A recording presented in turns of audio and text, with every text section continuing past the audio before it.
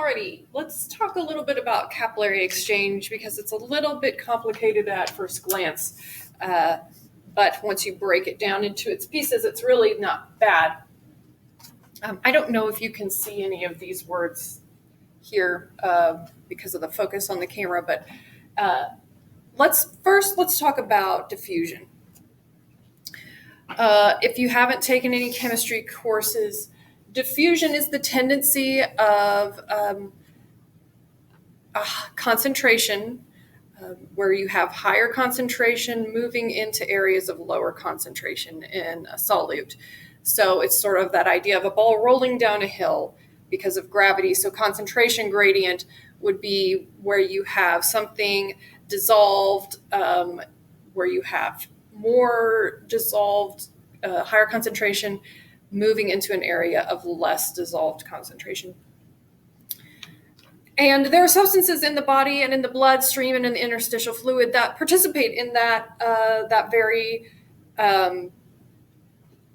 very phenomenon.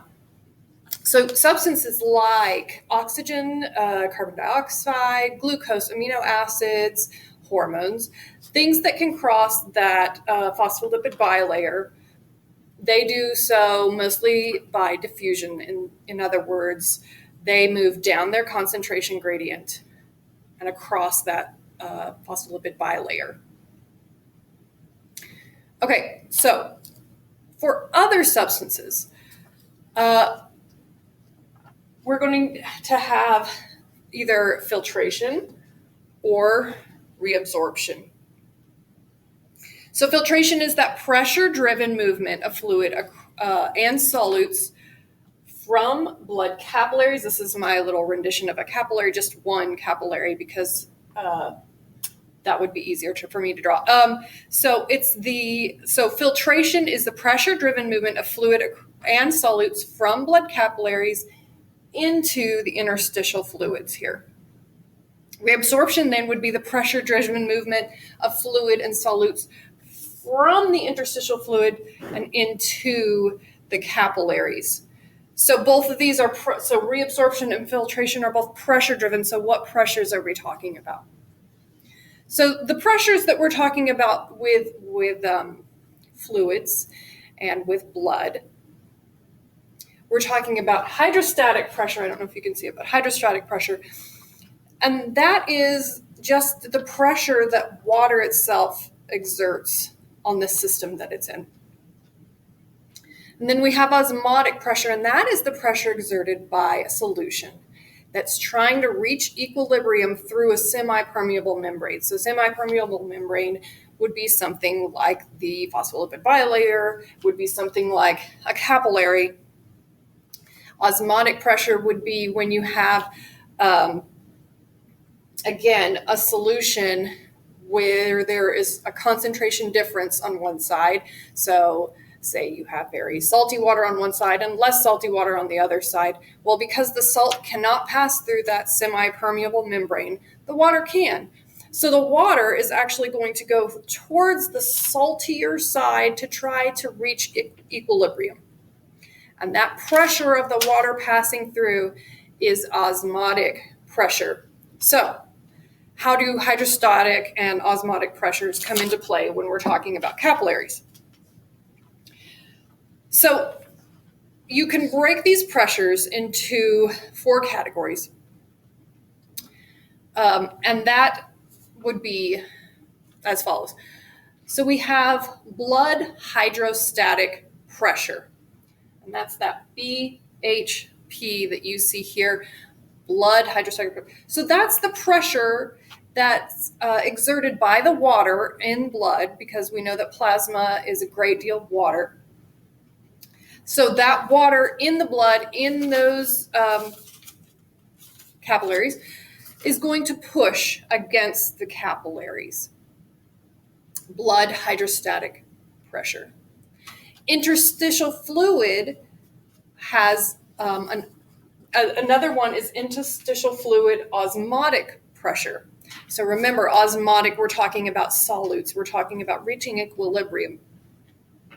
So the interstitial fluid does actually have some osmotic pressure, and let me backtrack a little bit. This blood hydrostatic pressure, if that hydrostatic pressure, if that energy in the blood originates at the heart, as we move from artery to vein, what will happen? So we're going to lose some of that energy. That energy is going to sort of diffuse out. So we're going to have higher blood hydrostatic pressure as we are towards the arteries, which have being pumped from the heart. And it's going to get lower as it passes through this capillary bed. So we're qualifying it right now, and then we'll quantify it here in a second with some numbers. So the interstitial fluid then has osmotic pressure. Now that osmotic pressure is going to remain roughly the same across the capillary bed, across the arterial and venual system. And it's going to stay more or less at like 1 millimeter mercury or so. Then we have the blood colloid osmotic pressure. So because things are dissolved in blood, that osmotic pressure is going to be there. It's going to want to equalize across that semi-permeable membrane. So the blood colloid osmotic pressure is going to be about 26 millimeters mercury, again, across the entire system. It doesn't vary very much because the amounts of solute don't vary across this system as far as proteins in suspension. When you're talking about blood colloids, you're usually talking about proteins in suspension. And then the other pressure that we have here is the interstitial fluid hydrostatic pressure. So because all of our tissues are bathed in this interstitial fluid, there is theoretical pressure there, the hydrostatic pressure. But because that fluid's not moving, it's not exerting a lot of pressure. So for the purposes of this net filtration pressure, we're going to call it 0. But it is there. And it fits into this whole picture.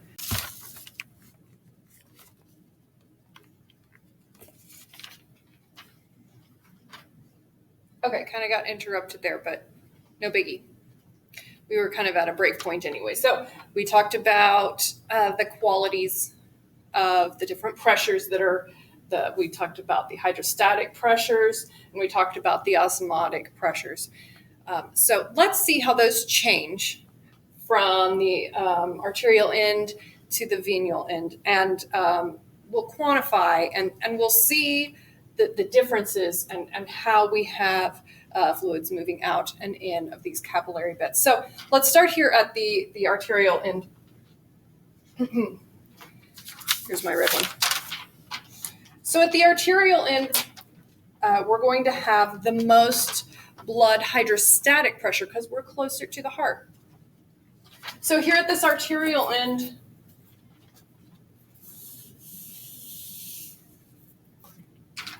the hydrostatic pressure, so I'm going to keep this formula format if you're wanting to write it down or follow along. So let's start with the blood hydrostatic pressure. And that at the arterial end is going to be about 35. And the units we're using here is millimeters mercury, which is a pressure unit, in case you wanted to know. Okay, so the pressure of the fluids moving through the system is 35. And so that's going to be an outward pressure, right? So, and then the osmotic pressure from the interstitial fluids, that's also going to be an outward pressure, but it's going to be considerably less, since we're talking about a value of about 1. So here we have that first grouping of pressures. Now, what are the opposing forces? What are the forces that are tending towards filtration? Well, those forces are the colloid osmotic pressure, which we said stays about the same across this entire bed, But so we're going to sit, it sits right at about 26. The other pressure that tends towards filtration is this interstitial fluid hydrostatic pressure. And we said for our intents, it's more or less 0. So here we have 36 minus 26, and we get a net value of 10. So we're going to have stuff moving out because the pressure in these artery side of the capillaries is greater than 0. It's 10. So let's move down and see what changes at this venous end. So our blood hydrostatic pressure at the venous end is going to be about 16. You can see we lose quite a lot as we move into this capillary bed. This hydrostatic pressure is going to get less and less and less. So it's going to be about 16 here at the venous end. Now, that interstitial fluid osmotic pressure, we said it stays about the same, so we're going to plug that 1 in. Now remember, that's the tendency of the fluid to try to equalize the solutes in it. And again, that's an outward pressure, but it stays about equal. So then the other factors of pressure, we've got that blood colloid osmotic pressure. That is the tendency for the equalization. And again, we say that stays about the same. That blood colloid osmotic pressure. And I'm sorry, I indicated that as a... So, and then we have that interstitial fluid osmotic, hydrostatic pressure, which is more or less 0. So let's do the math here. We have 17 minus 26. That's going to give us a negative number, millimeters mercury. That's going to give us a negative number. And you see that osmotic pressure, which over here I indicated as positive going up, but really it's moving stuff in because we're talking about the liquid of the blood pulling to try to equalize the solutes. So this is your inward pressure. But over here, we had enough hydrostatic pressure from the energy in the blood moving from the heart to sort of overpower that osmotic pressure. But since we've lost that hydrostatic pressure over here, that osmotic pressure, you can see we've got 10 millimeters mercury difference here, which ends up in that reabsorption, ending up where we get a negative number, -9 here, to move that towards reabsorption. So again, we have filtration on this end, and I erased it, and reabsorption. And here's the numbers and how we got there. All right, so that's how we get solutes into interstitial fluids and from the blood and vice versa. This is how we have this capillary exchange in the capillary beds. Very important. And hopefully that gives you a little bit better understanding now that you have sort of an idea of the pressures, hydrostatic and osmotic, and how those interact and how they shift as they move across that capillary bed to give a tendency towards either filtration to reabsorption. Hope that helps.